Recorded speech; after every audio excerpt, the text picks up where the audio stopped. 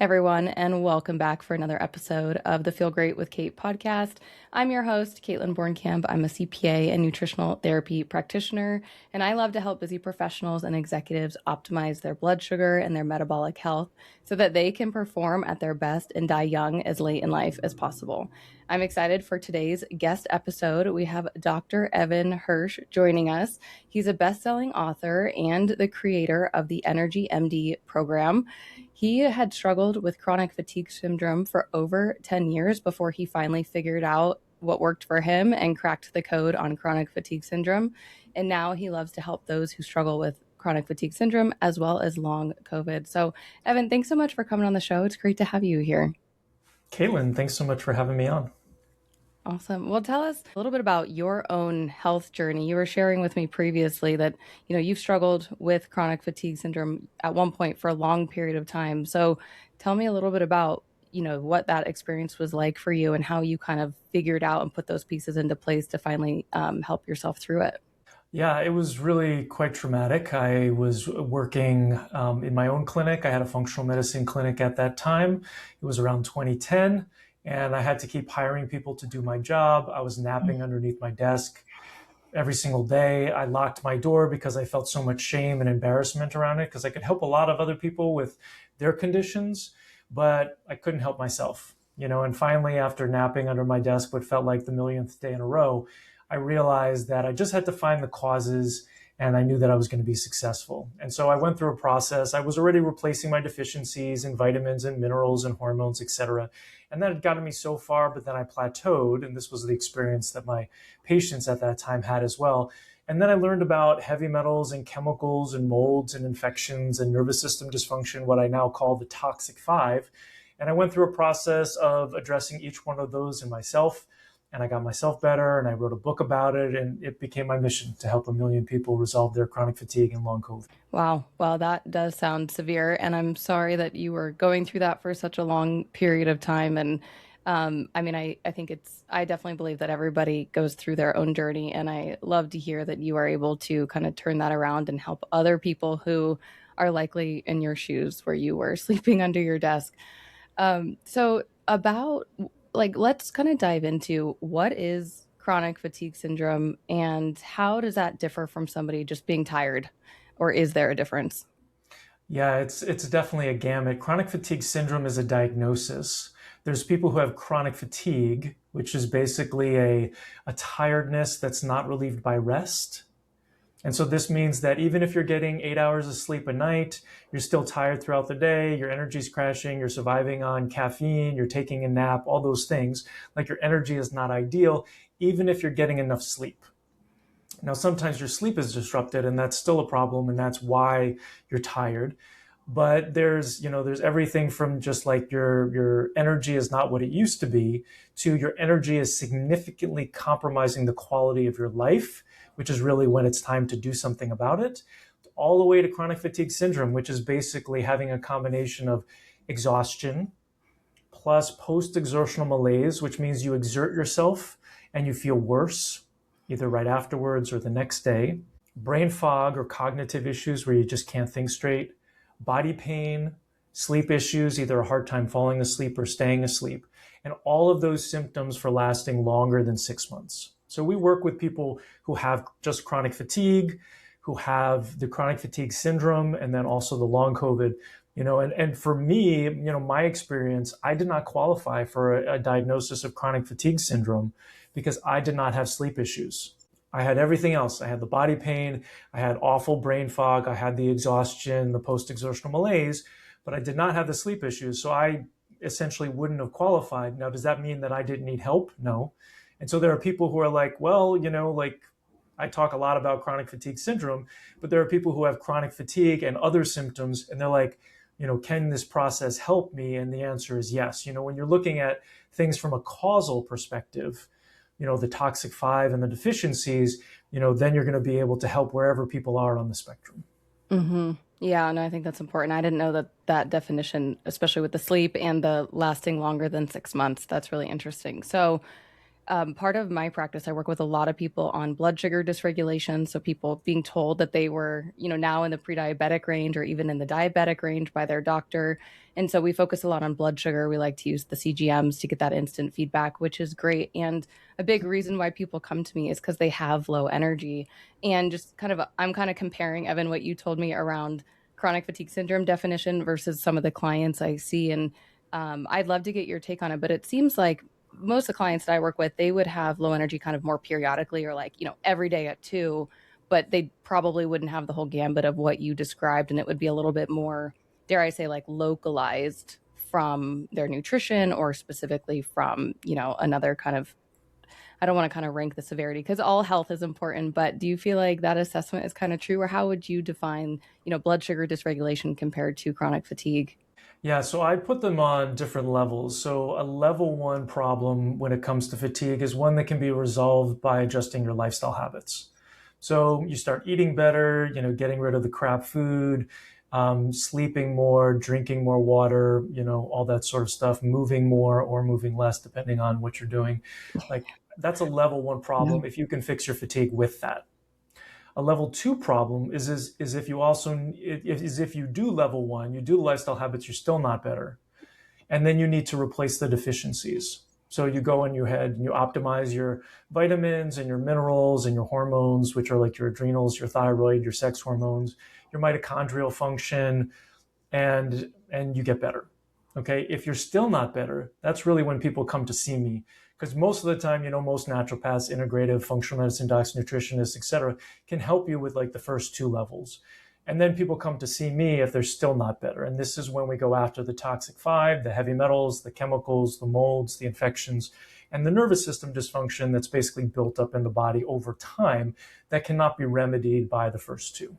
Yeah, that makes perfect sense. I love how you kind of broke that down as well. And that is definitely aligned with a lot of the clients I see. I think it's pretty rare that the clients that work with me, I mean, most of them have a large improvement of energy, but it's good for me to know. I'm going to put that in my back pocket, Evan, that if I ever have a client who does all the right things and is still just not seeing an improvement in energy, that we know maybe another level of severity is warranted and that they could go get that checked out for sure.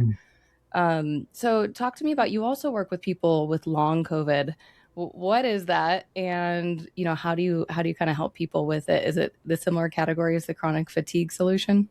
It's very similar. Long COVID is basically symptoms that have persisted since getting COVID, whether it's the virus or the jab. And so basically, people can get the spike protein, and then the spike protein will cause inflammation in different parts of the body and can cause over 250 different symptoms. And so it's really any weird symptom that you have acquired since 2020 is oftentimes a good way to think about it. Now, you could have gotten like the COVID virus, and then the symptoms persist right after that, like loss of smell and taste, fatigue, brain fog, etc., body pain. A lot of it are like some of the same symptoms. But sometimes you have the virus, you get over it, you're fine for a couple of months, and all of a sudden you get a weird symptom. Maybe some of those that I just mentioned. Maybe it's more like atrial fibrillation, chest pain, diarrhea. I mean, like I said, it's over 250 different symptoms. So it can come right after the virus, or it can also come later, where you basically feel better and then you get worse. Now the populations are a little bit different. With most of the people that I see who have chronic fatigue syndrome or chronic fatigue, that's been persisting or that started before 2020. Those people are usually women above the age of 40, so kind of perimenopausal into menopausal women. But what we're seeing with long COVID is there's a lot of people who are younger. And a lot of it ends up happening where you feel like you've gotten over the virus, and then you go back to exercising. And a lot of people are doing really strenuous exercises. They're training for marathons. They're working out really hard because in their 20s or 30s, and they think they're done with the virus. They go back to working out hard, and then all of a sudden they can't get out of bed. And a lot of this happens because the virus takes over the machinery inside the mitochondria, which makes 70 to 90% of our energy. And then you're basically asking the mitochondria to give you more energy, and it just kickstarts the virus. The spike protein and the virus go all over the body and really compromise your ability to make energy, and then you're kind of crashed out. So that's the progression we're seeing. And just to dovetail on that a little bit, the stats are that about 36% of people, somewhere between 20 and 40%, but most research says 36% of everybody who gets COVID ends up with some sort of persistent symptom. So it's like 1 in every 3 people. So if you think, have you had any new symptoms since 2020? It could come from COVID. Now, do you need to address it? Only if it's really significantly compromising the quality of your life. Yeah, I was going to ask kind of how somebody would know if they have it, or is it, are for some people, are you actually able to create the link, or do you kind of just assume that based on the, conglomeration of symptoms that it most likely is long COVID, or is there an actual test that would tell you the answer to that? There really isn't a test. There's some testing out there that's imperfect. So you can do a serology test, which looks at the immune system response to the spike protein, where some cases, if that's high, that can indicate that you potentially have long COVID. But if it's low, it doesn't mean you don't have it. So when people join my program and they've been struggling for a couple of years, the question is also like, why do those 36% of people end up with persistent symptoms and other people don't?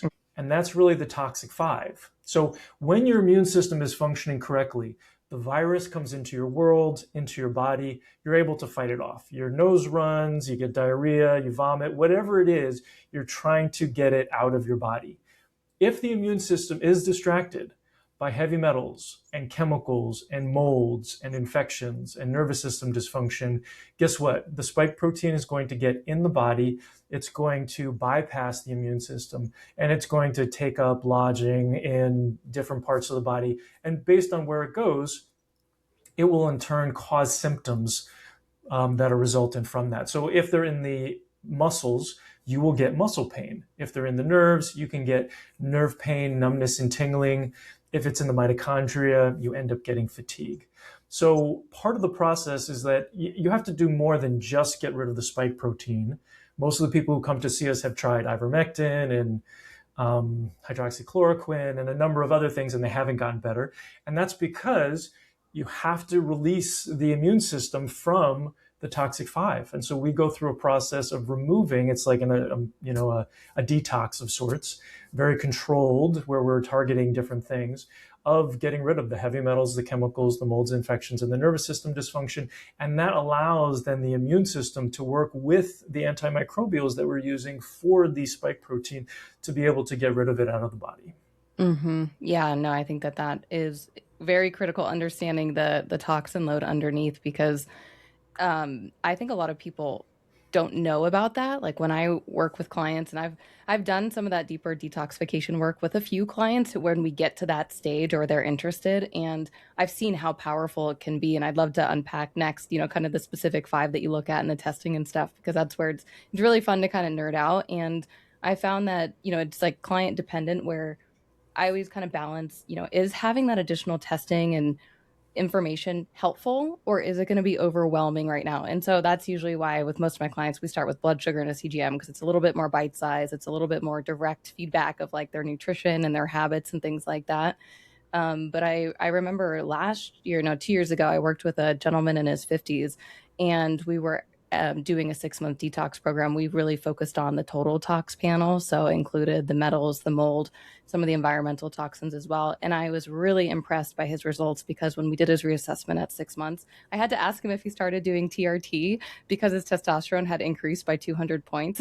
I was like, wow, that's so impressive for any person at any age, but particularly a male in his 50s, naturally increasing his testosterone. And so I think it goes to show that, one, our environment is way more overburdened with toxins than probably most of us realize. And 2, I don't hear it talked about enough in the true, like outside of the functional medicine space that you and I are both probably in the sense that, like right now, it's February, and so January, New Year's just passed, and I always get a couple questions coming in asking, Caitlin, what are your thoughts on detox, or Do you have a detox program you recommend? And I know that when most people say the word detox, they're probably thinking of like a 3 to 10 day juice cleanse, or, like just drinking celery juice, which isn't in itself bad. It's just, it's not going to be to the level of which they probably think it's working. So I'm curious, Right. Dr. Evan, if you have seen some of those sort of like myths around detoxification in your practice too. Absolutely. Yeah. And I don't really talk about it as detoxification because of that misnomer and the way that, people think of, I'm going to go get a detox box at the local vitamin shop, right? Right. And, that's basically, it's opening up some of the detox pathways. And I have a 4-step process that we can kind of go through and talk about, like, how do we do this? But those detox boxes, they're just not enough. What we're utilizing is targeted therapies. I'm using all tinctures. Even though I'm an MD, I operate online as a health coach so that I can help people across state and national lines. And I'm able to do this because I use potent therapies that are all natural. And we ramp up on these tinctures to address each of these different toxins and the infections. And we can kind of get into testing if that would be of interest. Yeah, let's dive into the toxic five and kind of tell us, Dr. Evan, how do you define the toxic five and how do you test for them with clients? Yeah, so the toxic five really are what I call the real root causes of people's long COVID and chronic fatigue syndrome. And the reason why I call them the real root causes because you can have deficiencies in hormones and vitamins and minerals and lifestyle habits and mindset, and those all need to be addressed, and they are addressed in our program. But 80% of the time, or I should say 80% of those deficiencies in vitamins, minerals, hormones are actually caused by the toxic five. So kind of like what you were talking about with that gentleman where his testosterone came back online. I would imagine his adrenals and thyroid Mhm. and everything ends up functioning better when you're removing the barriers to wellness. And so these toxins and infections very much compromise our ability to make hormones, to make the vitamins and the minerals, to detoxify. They kind of clog up the pathways, and so by removing them, it just allows everything to work better. So you can have those deficiencies, and those are real things, but underlying them really are the real root causes. And so we're talking about toxins like heavy metals, chemicals, and molds. And we're talking about infections, everything from yeast, bacteria, parasites, Lyme disease and Lyme co-infections, and then also the nervous system dysfunction, which can be from really significant abuse to what we call, that's like big T trauma, to what we call little t trauma, which is more like what I experienced, which was rejection of a peer group, um, being raised by imperfect humans known as my parents, being surrounded by imperfect humans known as my siblings and my peers, who are all just trying to get their needs met, right? That ends up conferring trauma as well. So everybody has trauma. The question is, to what degree? And trauma is basically, in my visage, from, how do you see the world? What sort of experiences have you had that have made you believe that the world is not safe, that maybe you're not loved and you're not enough? But once you start believing and you know that you are loved, you are safe, and you are enough, all of a sudden you can kind of start to retrain the nervous system. So we have a nervous system retraining part of our program in addition to also doing the physical detoxification of the toxins and the infections. Yeah, both parts of that, the physical and the mindset, emotional part are so important. Mhm. Another thing that was coming up for me as you've been talking about, the toxin load really being the root cause of some of these deeper, energy dysfunctions like the mitochondrial, or where, like you said, wherever it kind of localizes in the body is where you'll see the symptoms kind of pop up. Um, one of my trainings within functional nutrition, they talked about the difference between the germ theory and the terrain theory. And that was really the first time I'd ever heard of that concept of the terrain theory, which I think really explains your approach. If I may ask and confirm that with you, because Right. basically my understanding is that the terrain theory is all about, our body needs to be, or we want our body to be as resilient and strong as possible. So that way, when we do interact with all the things you just listed, which are found in nature, by the way, they're all part of nature, in the sense of like the metals, the parasites, right? But if you have a strong immune system, if you have a strong gut, if you have all the nutrients required, your body can fend them off under the terrain theory. So I'm curious if your approach kind of aligns with that thinking as well, or how you've interlaid that in your practice throughout the years. Absolutely. And for those who aren't familiar, the idea of the terrain versus the germ theory is this concept that, when everything is copacetic, and you don't have burdens on the immune system, then it can kind of get rid of the germs. So yeah, it is always that combination of, the amount of toxins that are present and how much of an effect they have on your ability to your immune system ability to function, your nervous system's ability to function. But absolutely, I have found that for a lot of people who've had Lyme disease, Epstein-Barr virus, any sort of infection, and they can't figure out why they can't get rid of it, it's always because of the other toxic five. It's very hard to get rid of an infection if you have heavy metals, chemicals, molds, and nervous system dysfunction present in your body. So that's definitely a take home. Yeah, I think that's really powerful, and thank you for clarifying that, because it's something that I see a lot in myself. When I was coming up in my career, I once worked with a personal trainer who I thought the only ingredients or the only things I needed, Dr. Evan, was eating well and moving my body, and then I would just suddenly have perfect health if I could just Right. dial those in perfectly. And of course, being a CPA, I took it to the extreme, and in large part, I was what is it called? Motivated by my trainer at the time. He's like, we're going to track all your macros in a spreadsheet. We're going to track everything to a T. So it wasn't just me, creating this own idea in my head. But the point is that I remember very vividly around like week 6 of our program. I was in busy season at the time when I worked in tax accounting. And so I was working, 15-hour days. I would do 1 hour CrossFit in the morning, and then I would sit at my desk for 15 hours a day. Like, who would have thought that would create issues? I thought I was doing everything right. And he told me one time, he's like, you're never going to achieve your goals if you're so stressed out at the time. And I had no idea what he meant. I remember him saying that, but I didn't, he didn't really give me any sort of other information of the nervous system, or I even think at that time, I mean, that was probably back in 2015 time, the nervous system was still new and, normal day-to-day conversation. I think now I hear it a lot more.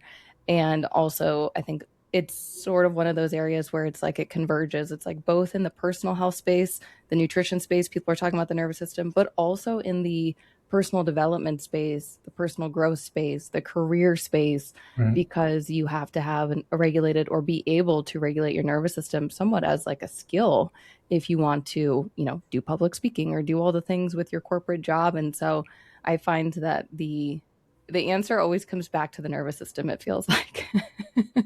That's so true. I couldn't agree more. The last couple of years, it smacked me in the face so many times that we had to start including it as part of our program. We just saw people get better so much more quickly. There are stats on some of these standalone nervous system retraining, limbic system, amygdala retraining systems, where there are a significant number of people who get better from just doing that work.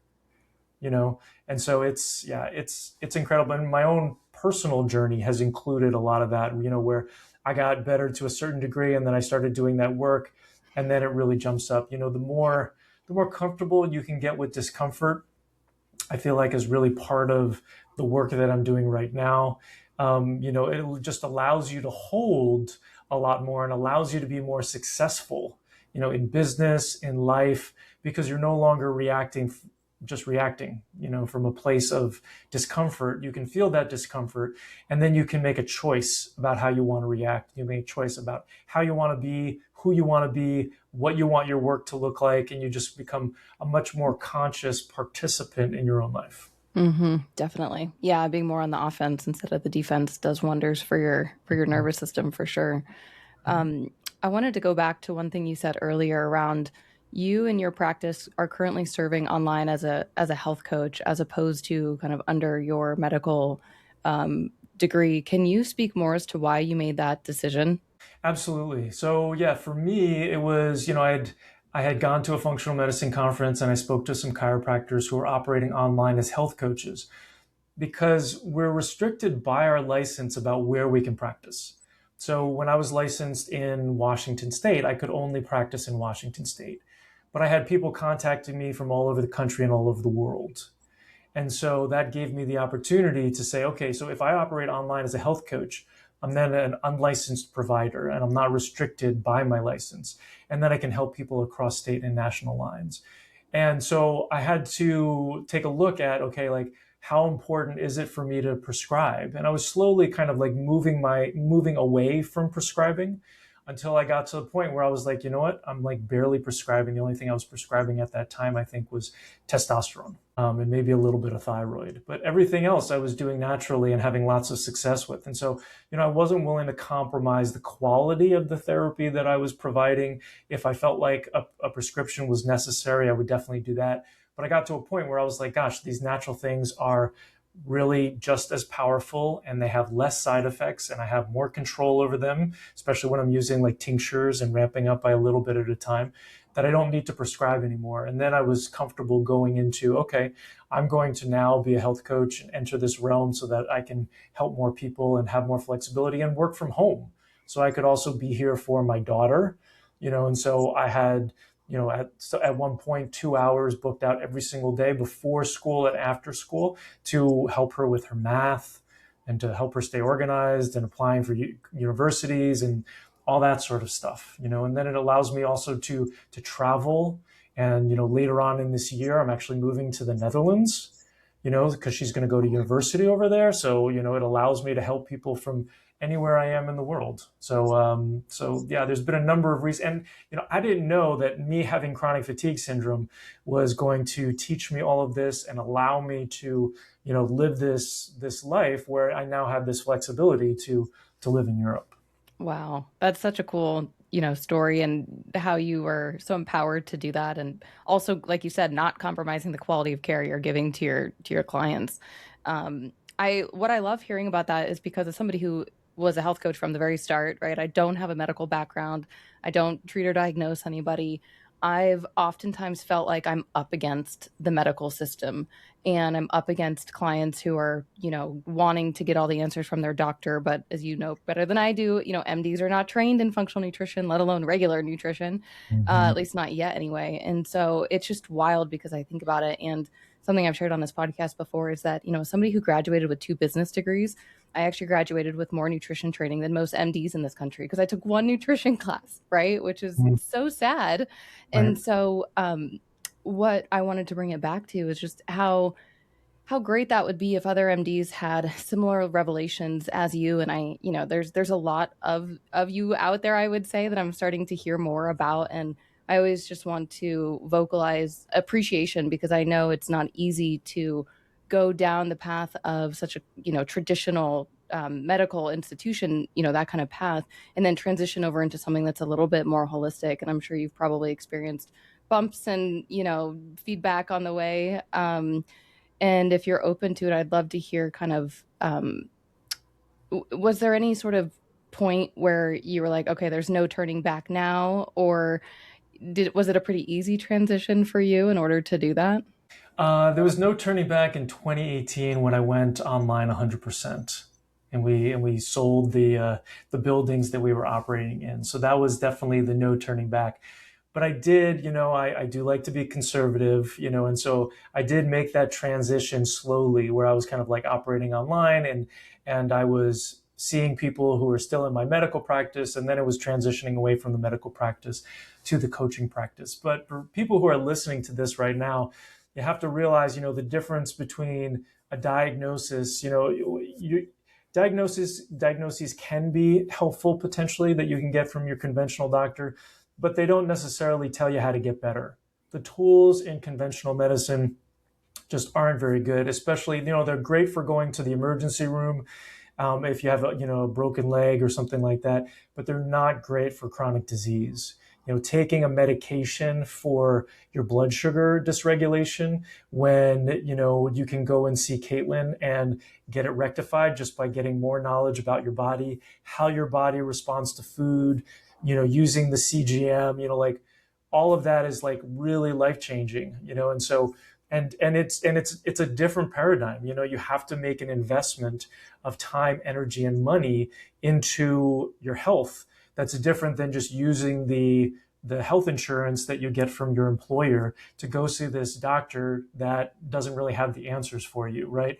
So you have to you have to step into more ownership and say to yourself, and this was hard for me, and I was already practicing as a physician, but when I was napping underneath my desk, I finally had to have a come to Jesus moment, or I'm Jewish, so a come to Moses moment, and say, okay, I know how to do this. I just have to prioritize my health and myself.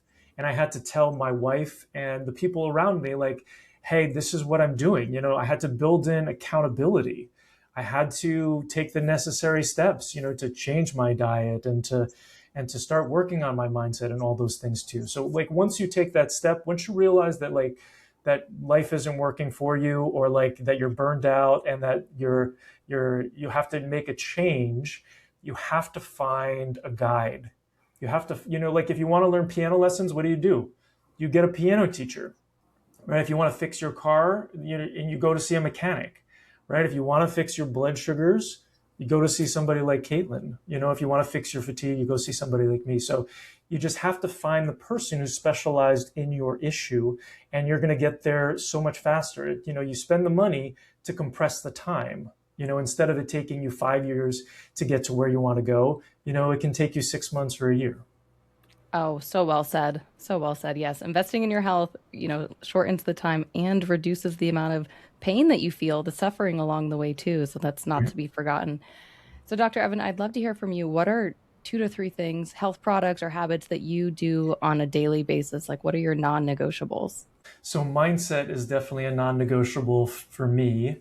And that's part of our nervous system retraining practice. And just real quick, it's 4 steps. It's gratitude. It's envisioning your ideal day and your ideal life and your ideal health. It's affirmations. It's asking yourself empowering questions. Instead of asking yourself, like, why is this happening to me? Why does my life suck? Or whatever else you're telling yourself, ask yourself an empowering question like, how can I love myself even more? Right? Well, Or what can I do today that can improve my health just a little bit? Right? So that's really important. And then, drinking 3 liters, 2 to 3 liters of water a day, avoiding gluten, dairy, um, most sugar. I mean, I do like the occasional treat, but it's not going to be with gluten or dairy in it, and it's going to be, if I can find it with stevia or erythritol, or xylitol, I would definitely prefer that. I don't drink alcohol anymore. Um, those are kind of, and then I have to turn my shower to cold at the end. Like once that became a pattern, that kind of turns on the mitochondria. It warms up the body. Like that, those are kind of like my non-negotiable. And then also my stretching, my yoga. I did a yoga teacher training back in 2004, and now my yoga practice really is about 5 to 10 minutes twice a day. But it's the postures that I know my body needs, in order to stay fit and stay flexible and not wake up with a sore back. I love that list. That's a solid stack. One thing I've been called more to do is that cold shower.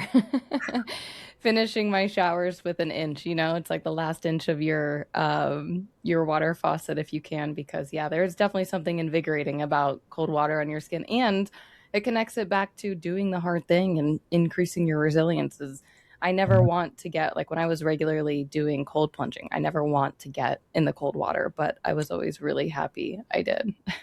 Right. And when you tell your, when Tony Robbins says, when you tell your brain that you want to do something, whether in life or in business or whatever it is, and, do that hard thing, if you're constantly telling it to do that and it's following instructions, like jumping into a cold plunge or turning on the cold water or, stretching or whatever it is that's going to be uncomfortable, then your brain starts to follow instructions when you say, don't eat sugar, don't eat gluten, don't eat dairy. Like it becomes a non-negotiable. It becomes easier. The brain is like a child, right? And you just you have to discipline it. I love that. I love that frame of reference for sure.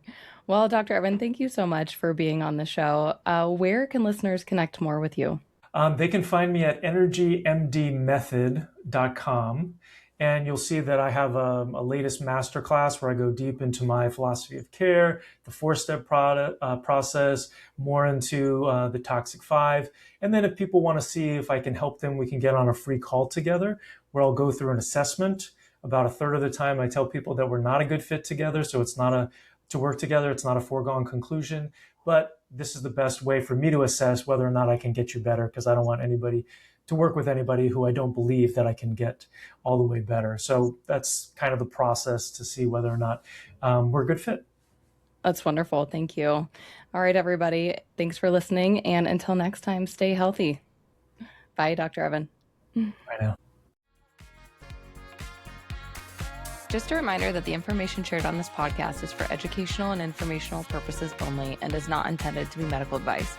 It should not be used to treat, diagnose, or cure any medical condition. Always consult your physician or qualified healthcare provider before making changes to your health regimen or medications. Caitlin Bornkamp and Health Supply LLC, DBA Feel Great with Kate, disclaim any liability for outcomes resulting from the use of this content.